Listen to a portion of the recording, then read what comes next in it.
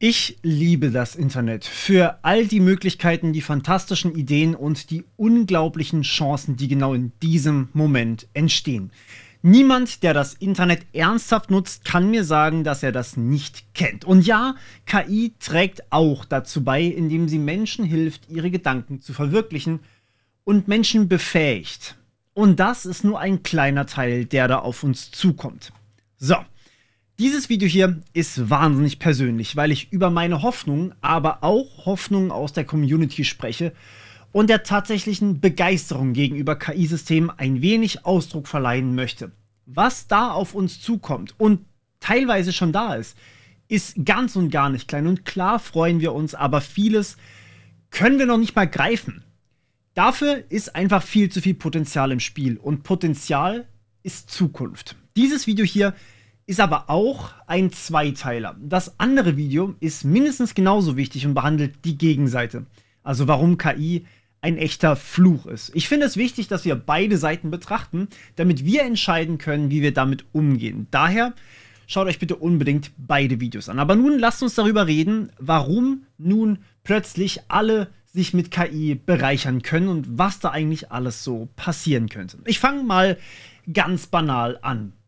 Wart ihr in letzter Zeit mal auf Social Media? Habt ihr gesehen, wie Menschen plötzlich Zugang zu kreativen Werkzeugen haben, von denen sie vor 2 Jahren nicht einmal zu träumen gewagt hätten? Ich kann euch zwar versichern, dass ich dieses Skript hier am späten Abend des 7. Aprils geschrieben habe. Es war tatsächlich schon 20:30 Uhr und ja, ich habe da auch schon wieder Überstunden gemacht. Und währenddessen höre ich eine Playlist mit Songs, die mir eine KI basierend auf meinen nicht ganz einfachen Vorlieben erstellt hat. Was irgendwie cool ist, so als Metal-K-Pop-Head, der seinen eigenen Geschmack selten versteht. Und das ist unglaublich. Und vor allem ist es unglaublich, wie gut mich diese KI kennt, meinen Musikgeschmack kennt. Letzte Woche hat eine neue Studie gezeigt, dass KI endlich auch den Turing-Test bestanden hat. Das könnt ihr euch so vorstellen. Eine Person bekommt 2 WhatsApp-Chats, solange sie will, vorgelegt. Einen davon mit einem Menschen, einen mit einer KI. Diese Person muss dann entscheiden, welches von beiden der Mensch ist. Sie darf alles fragen und kriegt eine Antwort. Sie darf alles testen, alles probieren, alles schreiben, was sie möchte. Tja, stellt sich heraus, gibt man GPT 4.5 eine Persönlichkeit, die sie oder es imitieren soll, gewinnt die KI gegen den Menschen und wirkt menschlicher als der Mensch selbst. Und wisst ihr was? Das ist fantastisch. Es bedeutet nämlich, dass wir endlich an einem Punkt sind, wo wir Maschinen erschaffen haben, die uns verstehen können, die mit uns auf einer Ebene kommunizieren können, die tatsächlich bedeutungsvoll ist. Denkt nur an all die Menschen mit sozialer Angst, die endlich jemanden zum Reden haben, ohne sich unwohl zu fühlen. Und die Skills, die man dabei erwirbt, das Gefühl von Sicherheit, das man auch auf menschliche Interaktion übertragen kann. Denkt an einsame Senioren, die eine Gesellschaft haben, die nicht müde wird, ihnen zuzuhören. Aber vor allem denkt an all die Möglichkeiten, die das für unsere Gesellschaft eröffnet. Woher also wisst ihr, dass ich dieses Skript hier selbst geschrieben habe? Immerhin ist ja meine Zeit wahnsinnig wertvoll. Das würden zumindest viele sagen. Und genau das ist der springende Punkt. KI kann uns helfen, unsere wertvollste Ressource zu schonen. Zeit. Sie gibt uns die Möglichkeit, uns auf das zu konzentrieren, was wirklich wichtig ist, was uns wichtig ist, was tatsächlich menschlich ist. Ich darf mich selbst entscheiden, welchen Teil meiner Arbeit meinen persönlichen Touch braucht und wo ich meine Kraft und Zeit rein investieren möchte. Skripte enthalten so viel meines Charakters, das will ich eine KI nicht machen lassen. Das muss sie aber auch nicht. Stattdessen kann sie für mich die Fakten für mein Video aus hunderten wissenschaftlichen Papern recherchieren, die ich ohne nicht mal verstehen würde, weil ich unter Umständen auch fachfremd bin. Vieles, was ich lese, ist nicht unbedingt informatikbezogen und selbst für mein Fach, für die übrigens, die mich nicht kennen, Hi, Morpheus oder Cedric, studierter Informatiker, zeitweise auch Lehrbeauftragter für verschiedene Hochschulen. Selbst hier kann KI mir helfen, die richtigen Paper zu finden, die ich dann selber lesen kann. Moderne KI-Systeme wie GPT 4.5 generieren mit etwa 14 Tokens pro Sekunde neue Zeichen. Das heißt, sie würden einen 400-Seiten-Roman in etwas mehr als 2,5 Stunden verfassen. Komplett übrigens nach meinem Wunsch und Geschmack. Heute mal ein Hörbuch über die Welt von Black Mirror, morgen vielleicht ein Manga zu Gothic 2, die Nacht des Raben. Aber ich bin dann der Hauptcharakter und kann mich direkt mit den Figuren zum Beispiel unterhalten. Aber das ist nur die Spitze des Eisbergs. Die gleiche KI könnte gleichzeitig ein Smartphone-Betriebssystem programmieren, das komplett Open Source, kostenlos und null Datenklau beinhaltet, meinen Businessplan erstellen für meine Ideen und gleichzeitig noch personalisierte Lehrpläne für Tausende meiner Schüler entwerfen, sodass ich sie dann nicht mehr alle gleichzeitig betreuen muss, sondern mir die Zeit persönlich betreuend nehmen kann. Das alles kann sie gleichzeitig und auch nachts. Und genau das ist der Gamechanger, der uns befreien kann. Und ja, ein Großteil davon geht heute zumindest schon. Zumindest manches. Zugegeben, es fehlt noch ein bisschen was bis zur vollautonomen Softwareentwicklung, aber Lehrplan, Lehrmaterialien, ich habe mich mit Lehrern unterhalten, die exakt das machen. Die so aber auch einfach mehr Zeit für jeden Schüler individuell haben. Hörbuch, Geschichten, ey, natürlich geht das und die sind tatsächlich sogar nicht mal schlecht. Für Pen and Paper, beispielsweise für Pen and Paper Charaktere, ich kann eine Hintergrundgeschichte generieren lassen. Mit Bildern und Musik lassen sich Settings so viel realistischer repräsentieren, als wenn ich das alles einfach nur erzähle. Und wenn jeder Charakter eine Hintergrundgeschichte hat, dann ist das viel, viel mehr wert. Und von Programmieren muss ich gar nicht erstmal anfangen, denke ich mal. Code zu schreiben ist ein unfassbar komplexer Prozess, zu dem sehr, sehr viel dazugehört. Aktuell können häufig nur erfahrene Entwickler komplexe Software schreiben, selbst wenn sie KI nutzen. Aber die wiederum sehen dann einen bis zu 5 beschleunigten Arbeitsprozess. Schon heute übrigens. Das ist nicht Zukunftsmusik. Das heißt aber ganz klar für uns Verbraucher auch, Software zu schreiben kann deutlich günstiger sein, weil ich in derselben Zeit 5-mal mehr schaffe. Faktor 5 ist zwar insgesamt tatsächlich noch nicht, das ist nämlich eine, ich würde mal sagen, drastisch vereinfachte Rechnung. Das Planen wird nämlich nicht so stark vereinfacht, ebenso wenig wie die Architektur oder das Fehlerfinden und Debuggen und so weiter. Aber es gibt schon Benchmarks, die messen, wie gut eigentlich KI vollständig autonom Software entwickeln kann. Einer von diesen Benchmarks ist der SWE, der Software Engineering Bench. Vor nicht mal 1,5 Jahren waren wir bei 2%, die wir vollautonom Software entwickeln konnten. Das ist nicht gerade viel. Seit Februar diesen Jahres, also 2025, sind wir bei über 33%. Das ist mehr als ein Drittel. Ein Drittel der Softwareentwicklung kann vollkommen automatisch entwickelt werden, inklusive Architektur und allem, was dazugehört. Dann ist plötzlich die Digitalisierung des Staates kein Problem mehr.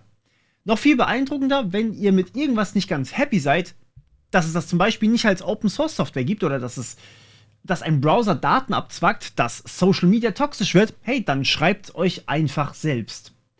In ein paar Tagen ist dann dieses Ding fertig und dann könnt ihr es schon verwenden. Und nein, dann ist das kein KI-System, das da läuft, sondern eine normale Software. Die geht nämlich nicht kaputt wie KI-Systeme. Wir müssen uns nicht darauf verlassen, dass die zufällig das Richtige generiert. Das ist kein KI-generierter Content dann. Das ist ganz normaler Code mit Tests und damit mit beweisbarer Stabilität, zumindest in Ansätzen. Ich verdiene aktuell mein Geld hauptsächlich hier auf diesem Kanal mit dem Schreiben von Skripten, mit der Recherche von Inhalten und mit dem Schreiben von Code. Grundsätzlich also mit geistiger Arbeit, die theoretisch auch eine KI zumindest teilweise übernehmen könnte. Und ja, manche Videos wie dieses hier werden wahrscheinlich auch nicht so viel geteilt, aber das ist okay. Das hier muss aber auch einfach mal raus. Letzte Woche wurde ich in den Kommentaren als naiver Tech-Bro bezeichnet, der blind technikgläubig ist. Und wisst ihr was? Sowas verletzt mich, denn ich bin kein blinder Optimist. Auf die Nuancen kommt es für mich durchaus an. Aber ich erkenne Potenzial, wenn ich es sehe.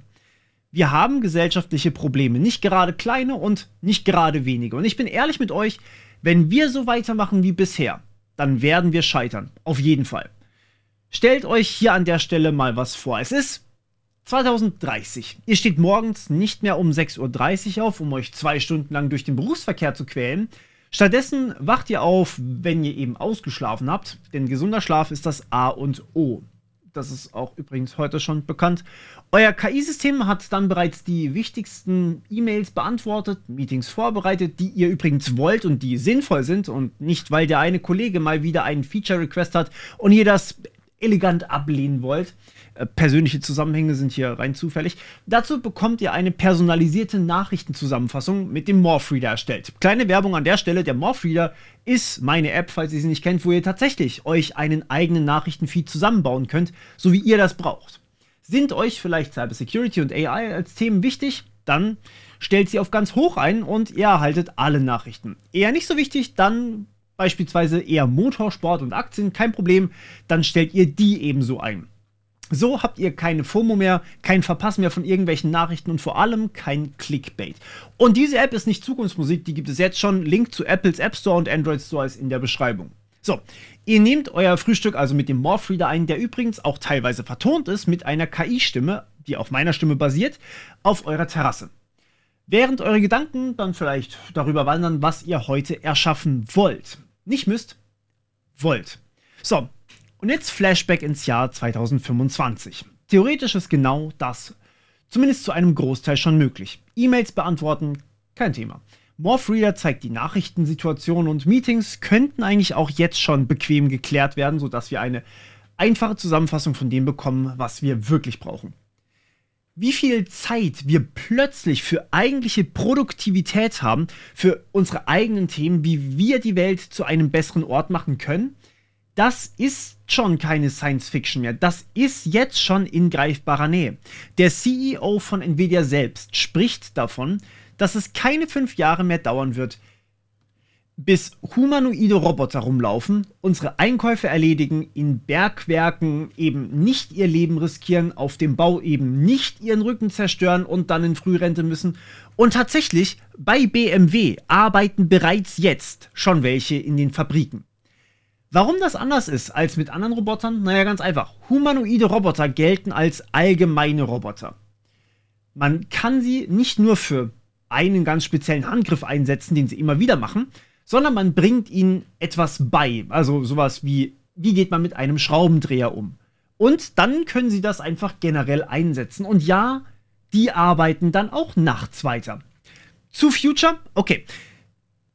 In San Francisco fahren bereits heute autonome Autos als Taxis rum. Das, was ihr hier seht, das sind Waymos. Und das ist nicht irgendwo in der Zukunft. Freunde von mir waren Anfang diesen Jahres dort und sind mit so einem Ding gefahren. Da sitzt dann kein unterbezahlter Taxifahrer drin, der die 3. Nachtschicht fährt, weil er das Geld braucht, sondern eben kein Fahrer. Und sie sagten, tatsächlich haben sie sich sicherer gefühlt in so einem automatischen Taxi, als bei so manchem Taxifahrer. Und was ich schon in Taxis erlebt habe, obwohl ich eigentlich fairerweise fast nie in einem sitze, ich glaube, ich kann es nachvollziehen. Klar gibt es dann keine 100%ige Sicherheit, aber hey, nach einer Studie bauen autonome Fahrzeuge, zumindest unter guten Fahrbedingungen, weniger Unfälle als Menschen. Auch wenn wir uns als Menschen immer besser einschätzen. Google hat aber sogar angekündigt, in 5 Jahren bei AGI angekommen sein zu wollen. Und dann geht das Ganze noch einen gewaltigen Schritt weiter in eine mögliche Utopie. 5 Jahre, das ist nicht lang. Also wirklich. Zumindest wenn wir diese mächtigen Systeme korrekt einsetzen, haben wir hier wahnsinnig viel Potenzial. Wir reden hier von einer Post-Scarcity-Gesellschaft, einer Welt, in der Knappheit nicht mehr unser größtes Problem ist. Und ich weiß, das klingt jetzt nach Träumen, aber denkt mal drüber nach.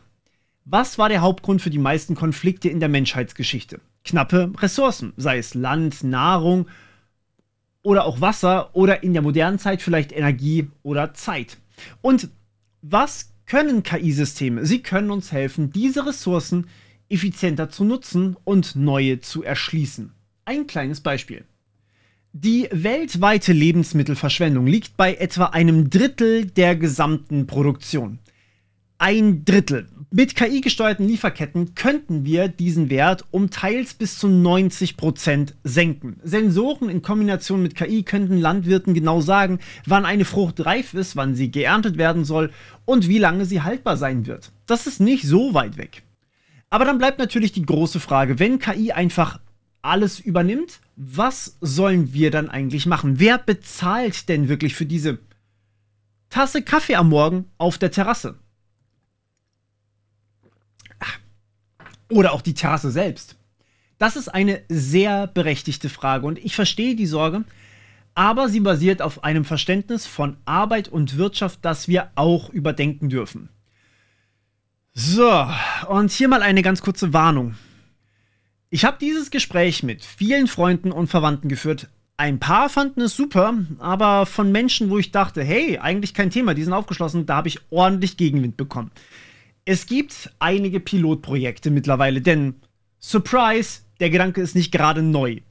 Es gab auch bereits einige Modellstädte und der Gedanke ist auch in Deutschland diskutiert, dass einfach jeder flat 1000 Euro bekommt, ohne irgendeine Rückforderung und unabhängig vom Einkommen. Also egal wer. Da könnte man zig eigene Videos dazu machen, aber kurz zusammengefasst ist die Hoffnung, du kannst grundsätzlich davon leben und jetzt schau, was du wirklich tun möchtest. Und sei bitte produktiv. So.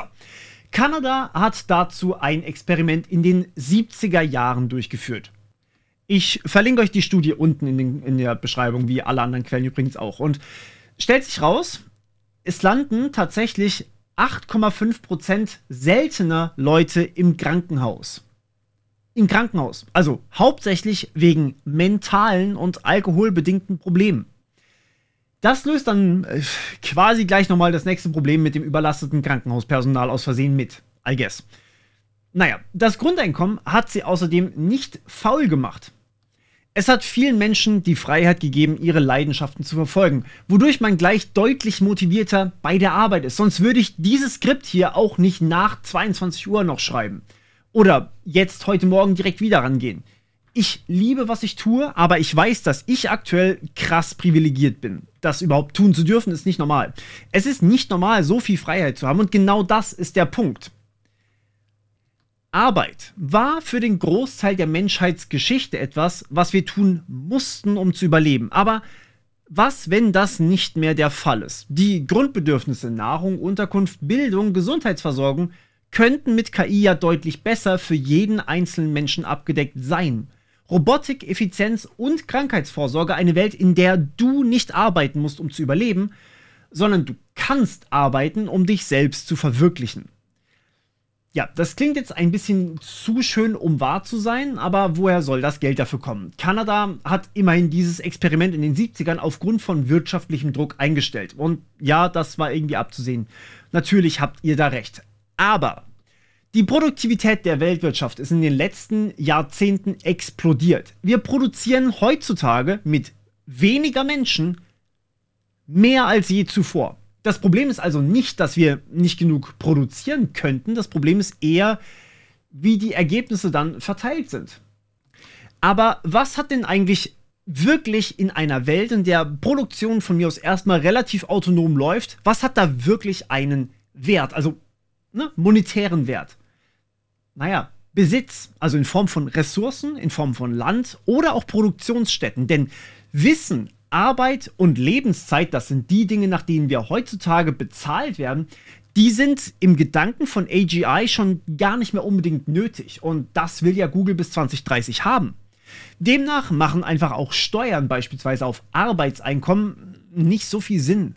Das ist zwar aktuell natürlich noch anders, versteht mich bitte nicht falsch, wird sich aber, wenn es so weitergeht wie bisher, wahrscheinlich ändern. Stellt euch daher einfach mal vor, wir besteuern KI-gestützte Automatisierung und nutzen diese Einnahmen dann wieder, um ein allgemeines Grundeinkommen zu finanzieren. Die Unternehmen können dann natürlich immer noch profitieren von der gesteigerten Effizienz, während gleichzeitig aber alle Menschen an den Früchten dieser technologischen Revolution teilhaben können.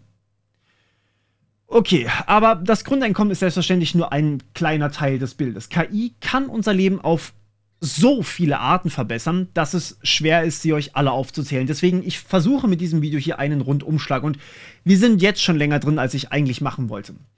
Ich erzähle euch deshalb einmal ganz kurz von einem Teil meiner Bachelorarbeit. Ich habe unter anderem an einer Smart Home Integration für ein Pflegeheim geschrieben. Die hatten ein großes Problem mit ihren Patienten. Sie hatten selbstverständlich zu wenig Pfleger und die Patienten mit Demenz oftmals sind abgehauen, standen dann einfach aus Gewohnheit beim nächsten Supermarkt und wussten halt von dort einfach nicht mehr, wie sie wieder nach Hause kommen sollten. Ich habe während meiner Zeit dort mehr als einmal eine alte Dame zurückbegleitet. Also habe ich als Teil meiner Bachelorarbeit einen Tracker entworfen, der den Pflegern eine SMS schreibt, wenn die Person dann wieder mal mit ihrem Tracker über eine Fußmatte gelaufen ist. Und verurteilt mich jetzt nicht, das ist mehr als 10 Jahre her und oh mein Gott, bin ich alt geworden. Aber Apple hat in gerade diesem Monat ein Patent für Smart Glasses, Vision Pro und sogar Kontaktlinsen veröffentlicht. Das erkennt, wenn jemand stürzt und dann direkt den Krankenwagen ruft. Und das soll hochakkurat sein. Wenn ich mir überlege, was das damals für eine Belastung, eine ständige Belastung für die Pfleger war, herauszufinden, ob irgendjemand in dem Heim gestürzt ist, ey, ich würde sofort jedem Bewohner dieses Pflegeheims eine Kontaktlinse holen. Sowas rettet wirklich Leben. Wir haben mit diesen technologischen Dingen Möglichkeiten, Menschenleben zu retten. Das ist keine Zukunftsmusik, das passiert heute schon. Und auch das ist nur ein Teil. Wir hatten uns schon in früheren Videos angesehen, dass mit KI Antibiotika erforscht wurden. Also, Vergangenheit, wurden, das ist schon passiert. Wir hatten uns angeschaut, dass ChatGPT, eine alte Version von ChatGPT, schon besser ist als unser Hausarzt. Das hatten wir uns in einem zweiten Video angeguckt. Und AlphaFold von Google hat derzeit eine Proteinstruktur-Datenbank geschaffen, die vorhersagt, wie sich Proteine falten. Nicht für 1 oder 2, nein, für über 200 Millionen Proteinstrukturen. Fast alle, die der Wissenschaft bekannt sind.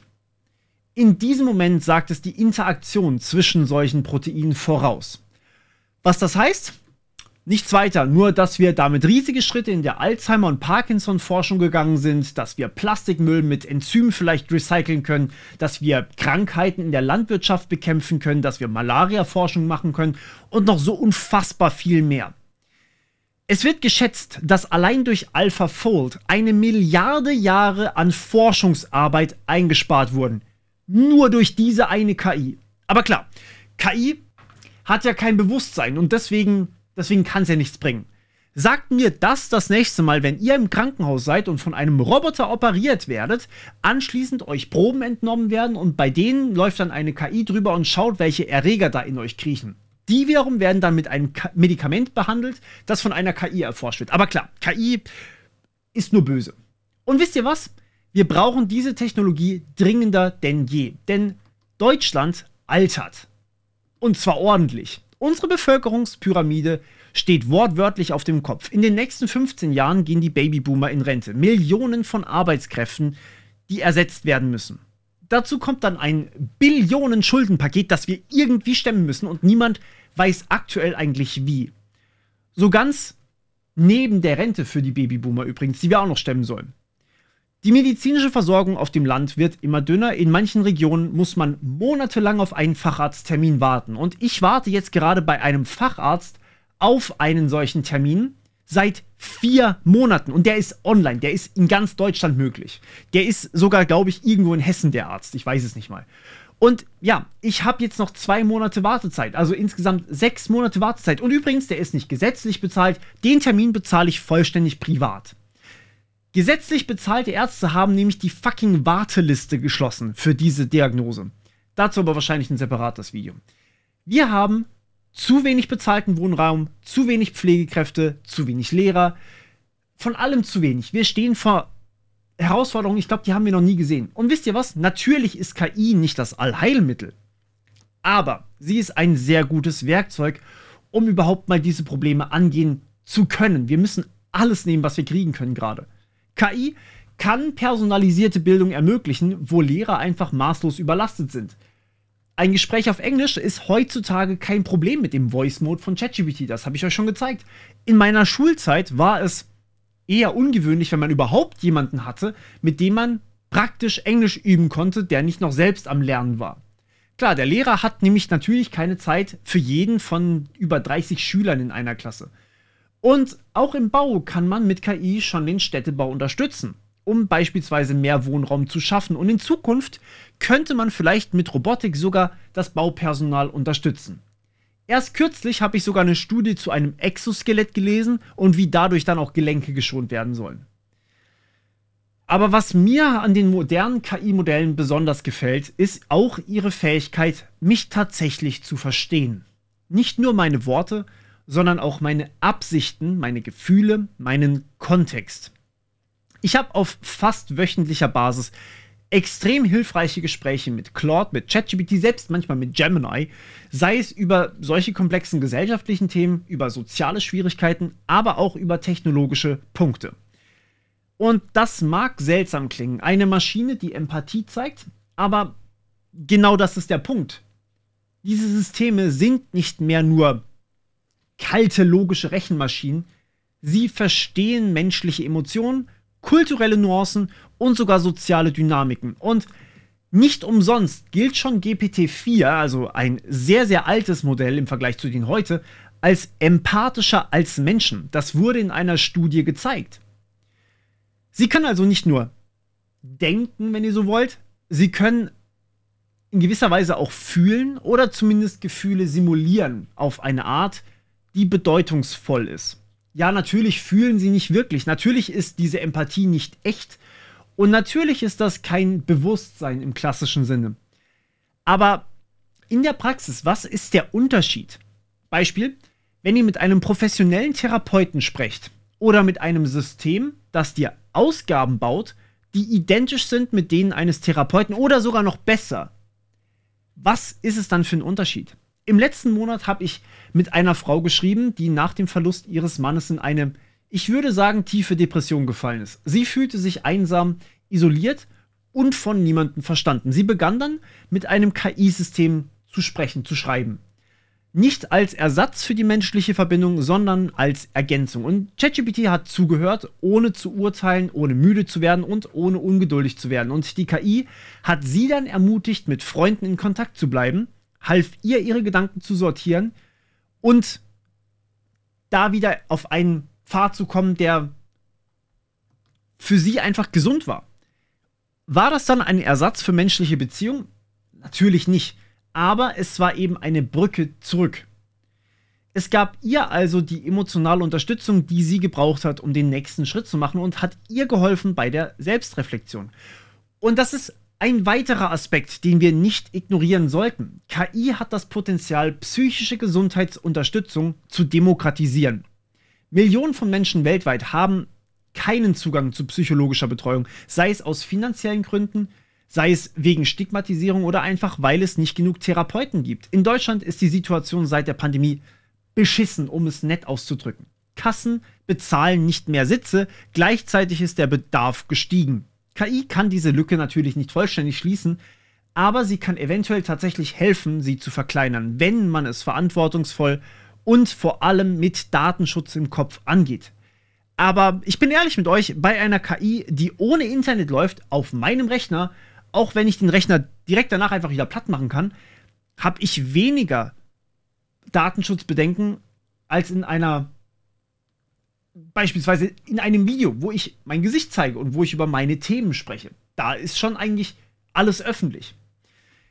Ich wurde vor kurzem gefragt, was ich mir von einer AGI, also einer Artificial General Intelligence, erhoffe.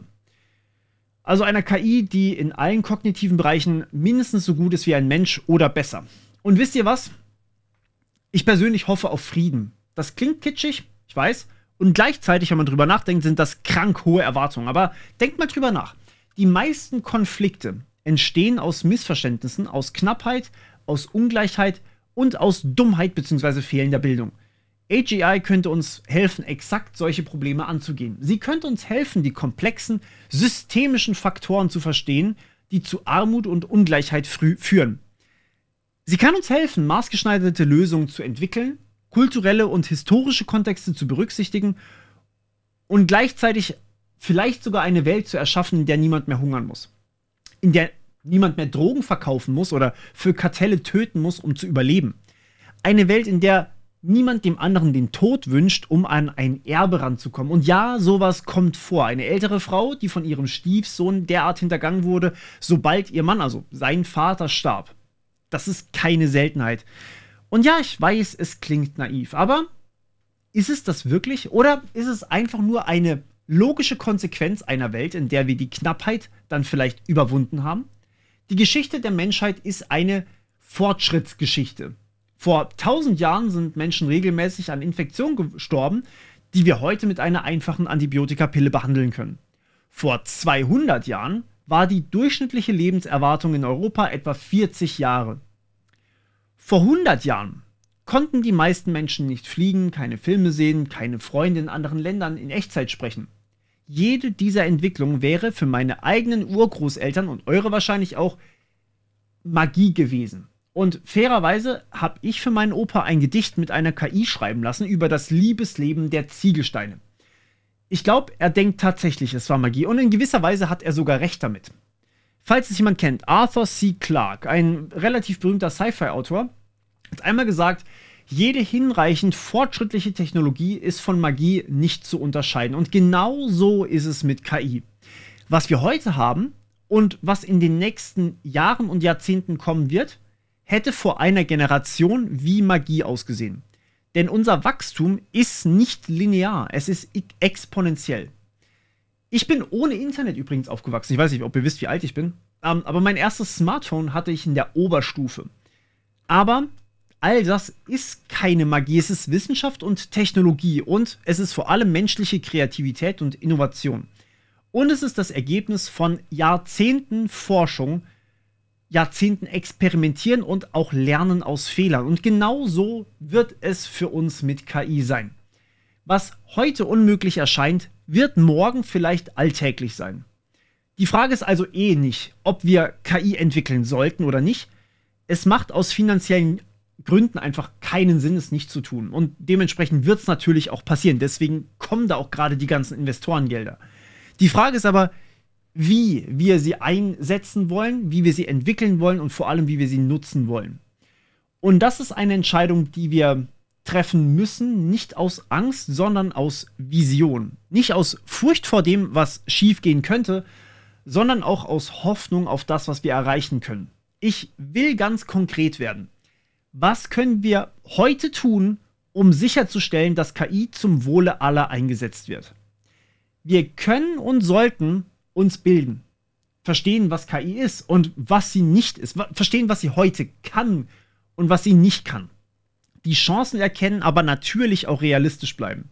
Zweitens, wir können und sollten teilnehmen an einer gesellschaftlichen Diskussion, egal wie viel Ahnung wir haben. Wir können uns ja auch bilden. Wie ihr in dem anderen Video erfahren werdet, es gibt mehr als nur ein paar Probleme und nicht alles ist so Gold, wie es manchmal scheint. Vor allem nicht, wie ich es in diesem Video hier darstelle. Ich hoffe, ihr versteht, dass es eine künstlerische Struktur ist, okay? Das dritte ist nämlich, wir können und sollten KI nutzen. Sie sollte in unserem Alltag integriert sein. Man sollte mit ihr experimentieren, man sollte Möglichkeiten erkunden. Denn nur durch aktive Nutzung können wir sie wirklich verstehen und mitgestalten.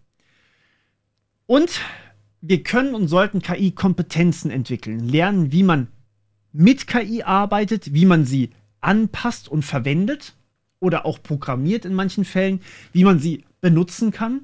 Denn in einer Welt, wo KI immer wichtiger wird, werden dann solche Kompetenzen auch immer wertvoller. Und vor allem eigentlich, wir können und sollten visionär sein. Nicht naiv, aber auch nicht blind. Nicht einfach nur das glauben, was uns erzählt wird, sondern reflektiert und aber auch kritisch optimistisch. Denn Optimismus ist nicht der Glaube, dass alles gut wird, sondern eher ein Wille daran zu arbeiten, dass es gut wird. Ich persönlich wünsche mir, dass wir alle sehen, welches Potenzial dahinter steckt und dann die Weisheit aber auch haben, KI zum Wohle aller zu benutzen. Dass wir aber auch die Vision haben, eine Zukunft zu gestalten, in der KI uns hilft, besser zu leben, freier zu sein und dadurch einfach mehr erreichen zu können. Und leider bin ich auch manchmal mehr Realist als Optimist. Und ja, ich habe genauso Kritikpunkte und auch Sorgen. Aber die, wie gesagt, will ich im zweiten Teil dieses Zweiteilers, im anderen Teil, ausführlich behandeln. Aber ich glaube eben auch fest daran, dass KI ein Segen sein kann.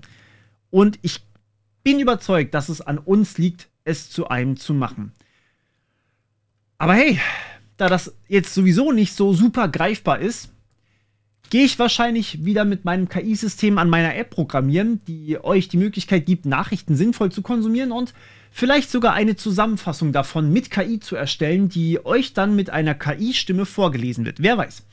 Ideen habe ich auf jeden Fall noch mehr als genug, was man machen kann. Solange kannst du mir aber gerne in die Kommentare schreiben, warum KI für dich heute schon ein Segen ist. Wo nutzt du KI und vor allem wie? Bis zum nächsten Mal im Cyberspace.